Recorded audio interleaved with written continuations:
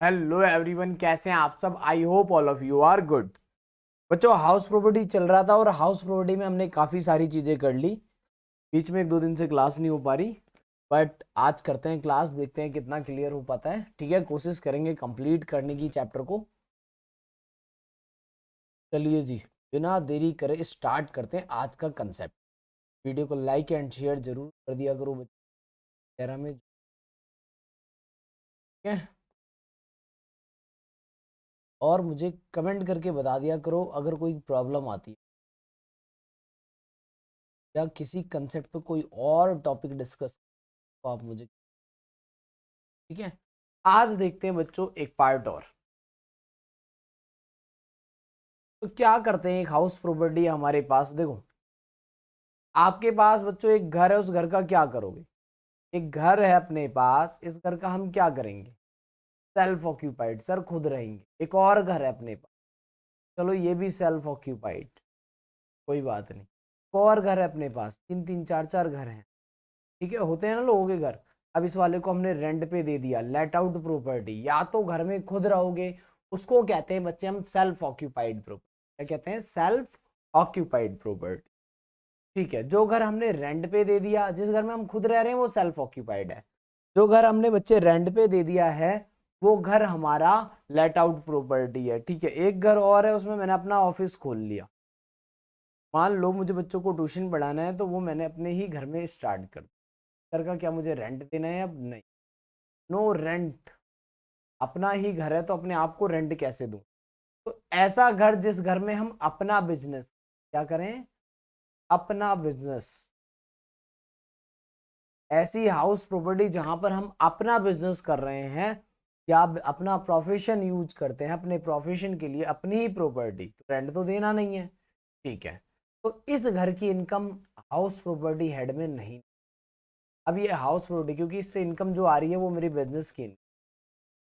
No income shall be computed under the head house property of such house which is used for on business and profession. Okay, तो ये आप लिख लेना इस बात को जो। ठीक है, एक बार नोट कर लेना पूरी लाइन अपनी नोट। तो कोई भी उस घर की इनकम हाउस प्रॉपर्टी में मत कंप्यूट करना मेरे बच्चों, जिस घर को आप यूज कर रहे हो अपने बिजनेस एंड प्रॉफिट। फिर सर इसमें हाउस प्रॉपर्टी में ही करेंगे तो कहाँ ना, इसको सेल्फ ऑक्यूपाइड मानना है ना लेट आउट। इसको हम ले जाएंगे दूसरे चैप्टर में। ओके, यानी कि इसमें से होने वाली इनकम बिजनेस, घर में जितने भी खर्चे होंगे बच्चों, खर्चे मतलब डेप्रिसिएशन है, रिपेयर मेंटेनेंस है, वो सारा एक्चुअल में जो एक्सपेंस होगा वो बिजनेस में जाके डेबिट हो जाए। ओके, अब इसका कंसेप्ट देखो थोड़ा क्या लिखा है। House property of an owned by SSC and use for, use कर रहे हैं हम अपने ही बिजनेस एंड प्रोफेशन में। ठीक है, if person have any house property and it is use by him in his own business and profession. थोड़ा सा गला खराब हो गया है। चलिए देखिए, if person have any house property and it is use by him in his own business and profession, अपने बिजनेस एंड प्रोफेशन में यूज करता है, तो income of such house property not to be computed under the head house property, house property में नहीं। Income of such property shall be computed under the head business and profession. ठीक है, no rent, कोई rent allowed नहीं होगा। PNL में rent नहीं दिखाओगे भाई, जब मैं अपनी ही प्रॉपर्टी यूज कर रहा हूं अपने बिजनेस में, तो रेंट तो मैं दे नहीं रहा, तो रेंट तो नहीं लिखूंगा पीएनएल में। But but all the expense of the house property वो हम दिखा देंगे। इस सारा एक बार नोट कर लेना, मैं एक एग्जांपल आपको बता दूं। देखो, मान लो कोई पर्सन है बच्चों, एग्जांपल देखो, मिस्टर आर है। क्या है, मिस्टर आर। अब मिस्टर आर ने बिजनेस किया, बिजनेस कहाँ पे किया, बिजनेस या प्रोफेशन, ऑफिस से जो भी पैसा कमा, 10 लाख रुपए कमाए। बट जो ऑफिस था ना वो अपनी ही बिल्डिंग में था, ओन प्राइमेस, अपनी ही बिल्डिंग में जो जगह है इसके पास वो अपनी ही है, ये रेंट पे नहीं ले रहा। ठीक है, ये मैंने इनकम लिखी है। इनकम कैसे निकलती है, sales minus all expense, all expense. ठीक है, सेल माइनस ऑल एक्सपेंस किया तो इनकम आ गई 10 लाख रुपए। बट अभी माइनस करना बाकी है, हाउस प्रॉपर्टी वाले एक्सपेंस हमने नहीं डाले, तो हाउस प्रॉपर्टी के अब जितने भी एक्सपेंस है वो सारे इसमें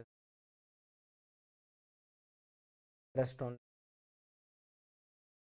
ठीक है, डेप्रिसिएशन है, म्युनिसिपल टैक्स है, डेप्रिसिएशन टैक्स, लैंड रेंट, जितनी भी चीजें होती है बच्चों सारी चीजें माइनस, 1 2 3 ऑल दीज एक्सपेंस सारे के सारे इसमें से अलाउड होंगे, कोई 30% नहीं, कोई एनएवी नहीं, कोई जीएपी नहीं, प्रॉपर्टी से related all expense are debited in the PNL. Okay, यानी land rent, ground rent, repair and maintenance, depreciation building depreciation, ठीक है सर, यानी रेंटल इनकम उस प्रॉपर्टी से नहीं आएगी जो प्रॉपर्टी बच्चों हमारी कहाँ पर यूज, ओन बिजनेस पर, ये नोट कर लो इम्पोर्टेंट। फिर चलते हैं,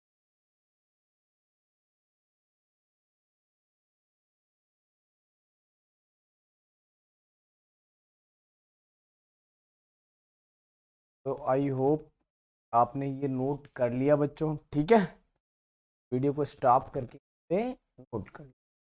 इसके क्वेश्चन मैं करा दूंगा, कोई बात नहीं, सारे क्वेश्चन एक साथ कर लेंगे। अब इंपॉर्टेंट क्वेश्चन हमने जो इंटरेस्ट कैलकुलेशन वाला था वो कर, अनरियलाइज रेंट और वैकेंसी वाला था वो कर, ये तो छोटे छोटे पॉइंट्स हैं, ठीक है, छोटे छोटे पॉइंट के क्वेश्चन एक, चलिए वन मोर पॉइंट, एक पॉइंट और ऐड करते हैं आपके लिए। तो देखिए नेक्स्ट पॉइंट बच्चों, नेक्स्ट पॉइंट है अपने पास पार्टली लेट आउट और पार्टली सेल्फ ऑक्यूपाइड हाउस। पहले समझिए इसको अच्छे से, एक घर आपने बनाया, 10 लाख रुपए का आपने लोन लिया, फिर उस घर को बनाया 2 साल तक बनाने पे इंटरेस्ट, ठीक है, करंट ईयर का इंटरेस्ट भी निकालेंगे अगर लेट आउट करा है तो, नहीं भी करा तब भी इंटरेस्ट तो सेल्फ ऑक्यूपाइड में भी। अगर घर सेल्फ ऑक्यूपाइड है, जिस घर में आप खुद रहते हो, तो जीएवी नील, एनईवी भी क्या होती है उसकी, full tax not allowed, standard deduction not allowed, only क्या माइनस होता है, इंटरेस्ट ऑन लोन, फ्री का भी और करंट ईयर, हम सर 2 लाख है, ठीक है, और वो पुराने वाला ईयर हो, 8 से पहले तो 30,000, रिपेयर मेंटेनेंस है तो बच्चों 30,000 है, ठीक है, तो यहाँ से लॉस निकलती, लेकिन ये किसी लेट आउट के साथ सेटअप हो जाता पड़ा था, और ना हो पाए तो अगले साल कैरी फॉरवर्ड कर लो 8 सालों तक ऐसे, ठीक है, सेटअप एंड, ओके।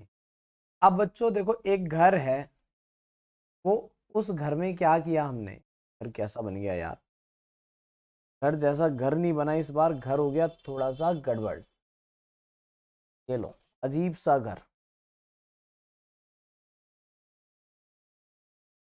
कह रहा है ये क्या बना दिया आपने कलर, क्या कलर नहीं बनाया भाई, घर ही बनाया, ठीक है, कोई बात नहीं, चलो जो भी है, 1 अप्रैल से होता है 31 मार्च बच्चे, तुम्हें पेन लग रहा है, कोई बात नहीं भाई, जो भी लग रहा है इसको घर समझो, लेकिन ठीक है, 1 अप्रैल से 31 मार्च, 1 अप्रैल से बच्चों 31 मार्च तक, अब अपने को क्या करना है, कुछ महीने तो ये मान लो सेल्फ ऑक्यूपाइड है, कुछ महीने क्या है, सेल्फ ऑक्यूपाइड, 3 महीने हमने इस घर में खुद बिताए, के बाद हमने इसको रेंट पे, पहले 3 महीने खुद रहा, फिर इसको क्या किया हमने, रेंट पे दे दिया ये घर,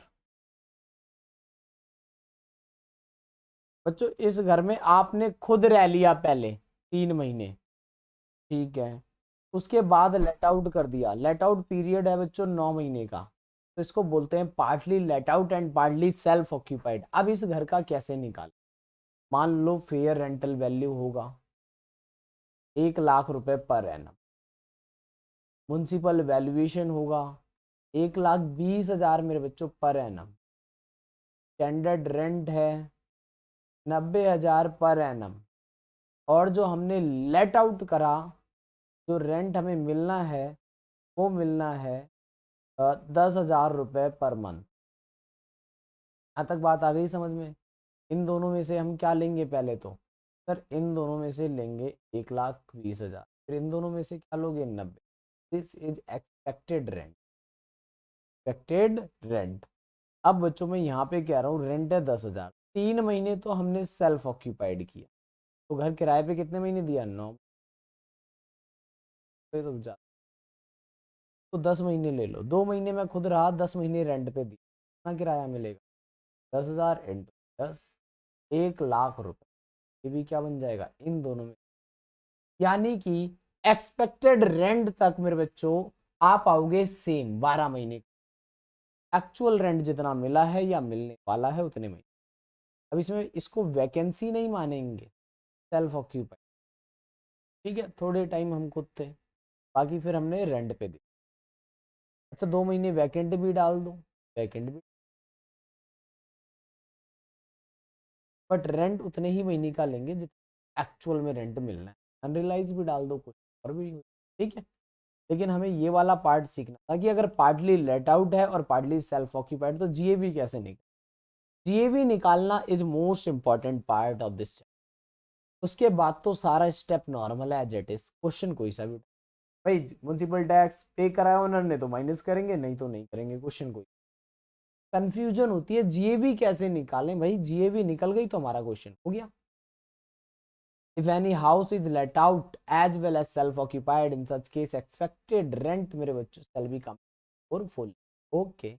Rent receivable shall be only for let out period and JV shall be higher. Normal. Note करो इसको भी लिख लो अच्छे से, ये नोट्स रहते हैं तभी आप एग्जाम क्लियर कर पाओगे भाई, वरना टैक्स का पेपर टफ आता है, वहां पे बैठोगे कहोगे ये क्या चीजें आ गई। इतना मुश्किल नहीं है एग्जाम क्लियर करना, बट हाँ 2 से 3 महीने अच्छे से पढ़ाई कर लो, एग्जाम 8%, कोई बहुत बड़ी चीज है, बहुत टफ नहीं, इजी है बच्चों, एक बार पढ़ो और एक बार में एग्जाम को क्लियर कर लो। नोट करो इसको, ठीक है, जल्दी जल्दी नोट करो इसको, partly let out and partly self occupied, ठीक है, डन। चलिए एक क्वेश्चन देखते हैं बच्चों, एक क्वेश्चन देखते हैं, क्वेश्चन से आपके और कंसेप्ट क्लियर हो जाएंगे।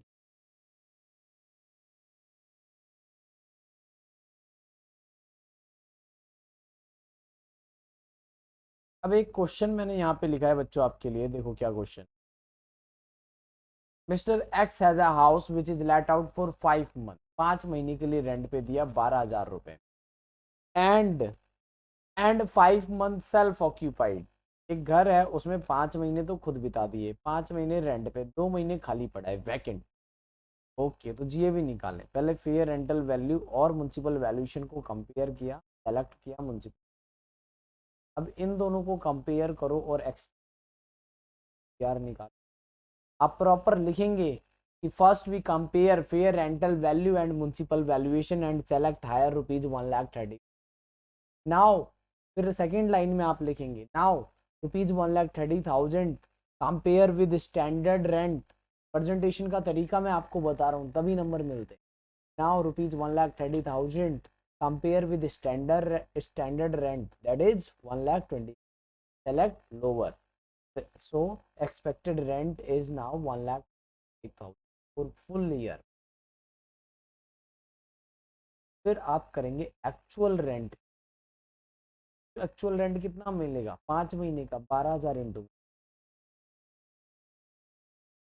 अगर वैकेंसी नहीं होती, if there is no vacancy, लिखेंगे और चेक करेंगे, अगर वैकेंट 12,000 इंटू 7 महीने का रेंट में 84,000, क्या ये जीएबी बन जाता, तब भी जीएबी नहीं बनता तो जी,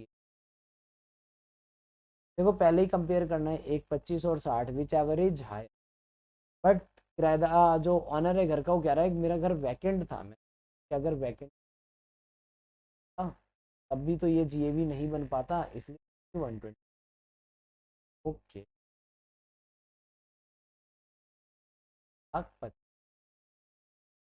1,25,000 आ गया, टैक्स वाइन, टैक्स कितना पे करा है 15,000, ऑनर ने पे करा होगा तभी माइनस करेंगे, पे करेगा तो माइनस, टेनेंट से पे कराना तो अलाउड है, पे करवा लो भाई कोई दिक्कत, या खुद पे करो, खुद पे करोगे तो यहाँ पे घटाने दिया जाए, टेनेंट पे करेगा तो यहाँ लेस नहीं कर सकता। ठीक है सर, 1,10,000 आ गया। अब माइनस करो 30% डिडक्ट, पूरा पूरा लिखना बच्चों, ठीक है, पूरा पूरा 3,000 माइनस इंटरेस्ट ऑन। अब बताओ इंटरेस्ट ऑन लोन क्या पूरा माइनस कर देंगे 20,000? यस सर, पूरा माइनस कर दो। इसमें सेल्फ ऑक्यूपाइड है तो क्या हो गया, part of the year self occupied.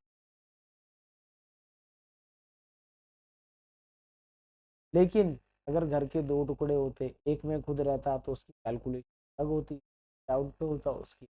तो पार्ट यूनिट्स में different unit of the house, ये 2 महीने खुद रह लो कोई बात नहीं, पूरे साल मान लो लेट आउट है, गारंटी तो कम मिलेगा कोई बात नहीं, लेट आउट की तरह ट्रीट करेंगे, ये बताना। हाउस प्रॉपर्टी इनकम कितनी come under the head, last में लिखोगे याद से, come under the head house, note कर लो भाई, 1,10,000 डाल दो और 27,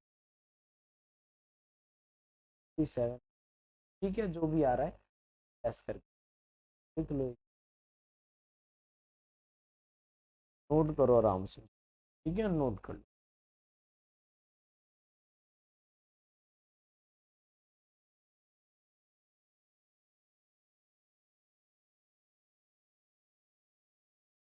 कर लिया बच्चों नोट? आप देखो आगे का पार्ट, ठीक है, कंपोजिट रेंट। कंपोजिट रेंट क्या होता है भाई, आपने अपना घर किराए पे दिया, घर के साथ साथ मैंने कहा भाई फर्नीचर पड़ा है वो भी रेंट पे ही ले लो, क्या दिक्कत। मैंने कहा रेंट जो होता है उसमें 5,000 रुपये फालतू दे, एसी भी लगा हुआ है वो फैसिलिटी, जनरेटर लगा है वो भी फैसिलिटी। तो अपने घर के साथ साथ फैसिलिटीज भी मैंने रेंट पे दे दी, घर तो दिया ही दिया, के साथ एक जनरेटर दे दिया, ठीक है। रेंट घर का वैसे था 30,000 रुपये में, 10,000 और ले लिए फैसिलिटी, 40,000 रुपये पर मंथ। तो उसमें से 30,000 तो हाउस प्रॉपर्टी में माना जाए, बाकी 10,000 किस में, from other source, from other facilities rent पे देना, ये हाउस प्रॉपर्टी नहीं होती, अलग करना पड़ेगा। पॉसिबल है तो अलग कर लो, जहाँ पॉसिबल ही ना हो फिर वो हाउस प्रॉपर्टी इनकम नहीं है, वो बिजनेस है, वो सारी फैसिलिटीज भी देते हैं, वो बिजनेस है, वो अलग ही दिख जाएगा। देखो क्या लिखा हुआ है, if any person let out house property with some facility furniture etc and rent charge combined for all such rent is तो क्या बोलते हैं हम, composite. If any person let out house property with some facility like AC generator etc and is charge for all such rent is composite। In this case rent of house property shall be taxable under that house। जो house property का rent है सिर्फ उसी rent को house property, other rent for facility shall be not under that other. Other rent, other facility वाला rent बच्चों वो other source. If there are so many facility, बहुत सारी फैसिलिटी, आपको खाना भी यहीं मिलेगा, ब्रेकफास्ट भी यहीं मिलेगा, ठीक है, स्विमिंग पूल भी है हमारे, ठीक है, शाम को कोई फंक्शन देखना है, शो देखना है, उसकी भी फैसिलिटी अवेलेबल है, सारे प्रोग्राम हमने कर रखे। तो the income shall be taxable under the head business, फिर वो बिजनेस या प्रॉफिट या फिर अदर सोर्स। तो ऑडिटोरियम, अगर आपने ऑडिटोरियम रेंट पे ले लिया तो जगह ही नहीं देंगे, वहाँ पे माइक लगाओ, होंगे, चेयर्स होंगी, सारी चीज़ों का रेंट ले। वेयर हाउसिंग, वेयर हाउसिंग हमने किया है किसी से, सो मैन्युफैक्चर, गेस्ट हाउस, ठीक है। तो इस तरह से कंपोजिट रेंट बन कैसे होता है वो देख, एक बार आप इसको नोट करो पहले, तो नोट करिए, ठीक है, फिर करते हैं आगे।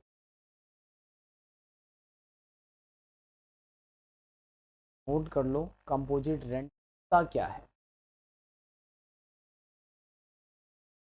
स्टॉप करके आराम से नोट कर।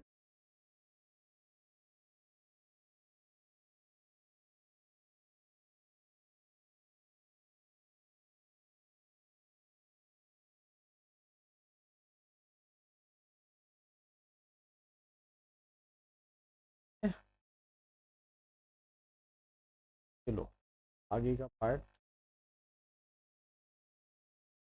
ये पूरा नोट करो अच्छे से।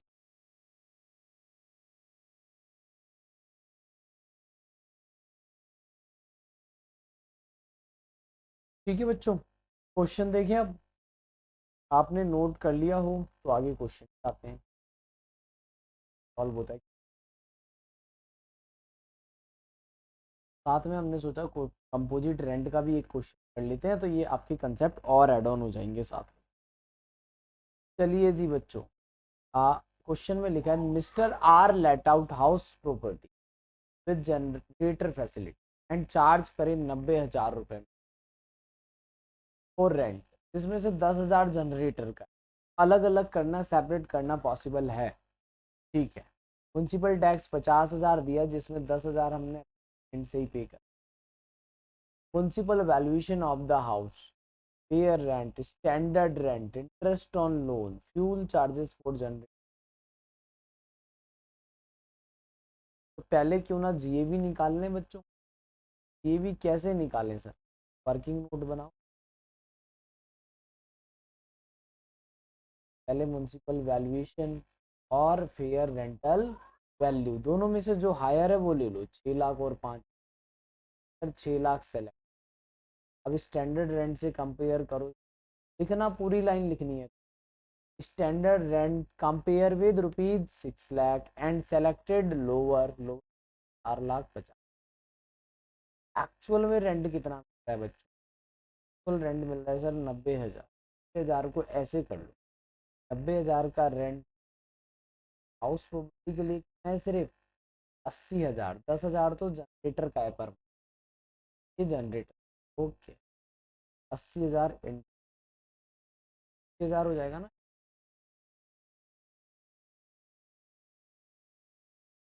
12,000 रुपये का।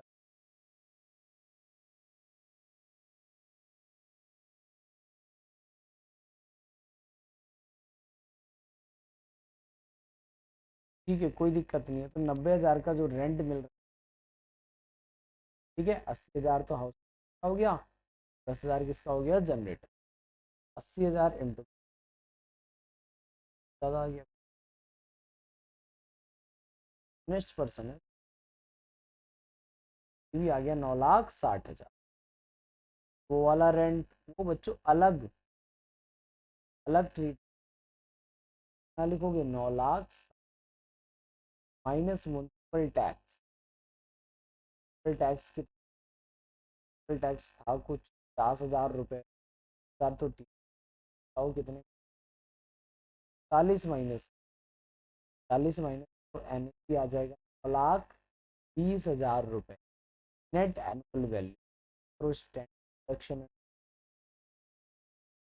कितने परसेंट, 30%, 30% प्लस कर दो बच्चों।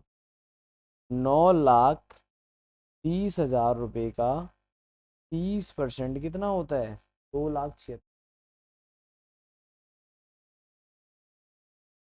ठीक है, 9,20,000 का 30%, 2,76,000। सारा इंपॉर्टेंट काम था जीबी निकाल, यानी कि वो रेंट, कंपोजिट रेंट अगर दिया हो, टोटल रेंट को हम बोलते हैं कंपोजिट रेंट। ये था हमारा। 90,000 में घर भी मिल गया, जनरेटर भी मिल गया, ठीक है, फर्नीचर वगैरह की gift facility. Okay, trust on loan,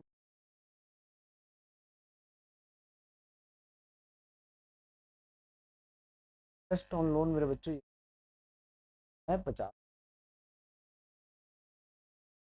ये भी आ जाएगा हमारा in the head house property.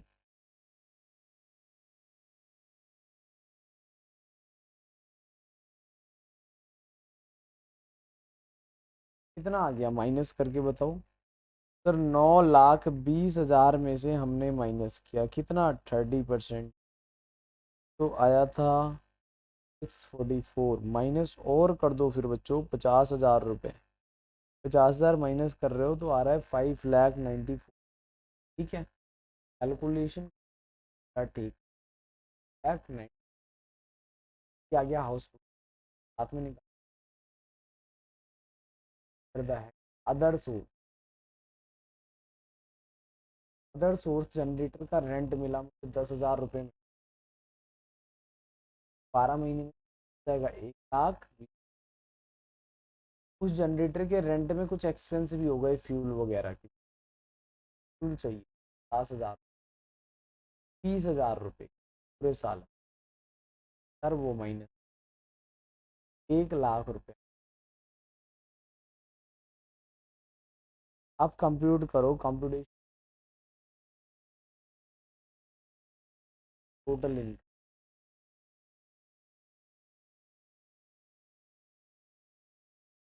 पहले लिखो the head house property. House property से बच्चों कितनी इनकम आई है? हाउस प्रॉपर्टी से आई है 5,94,000,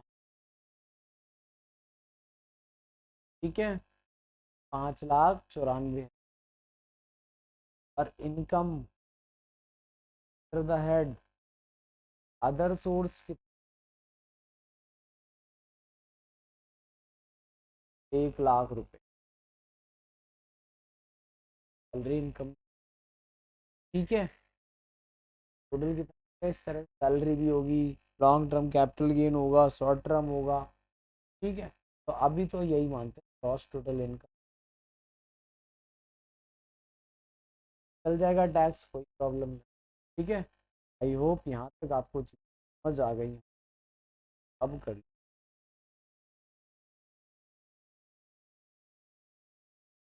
का पूरा पूरा नोट,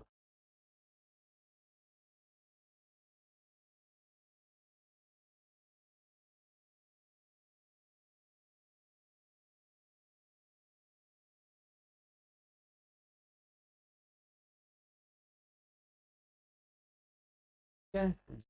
बाद other source, A B and other source, ये नोट कर लो।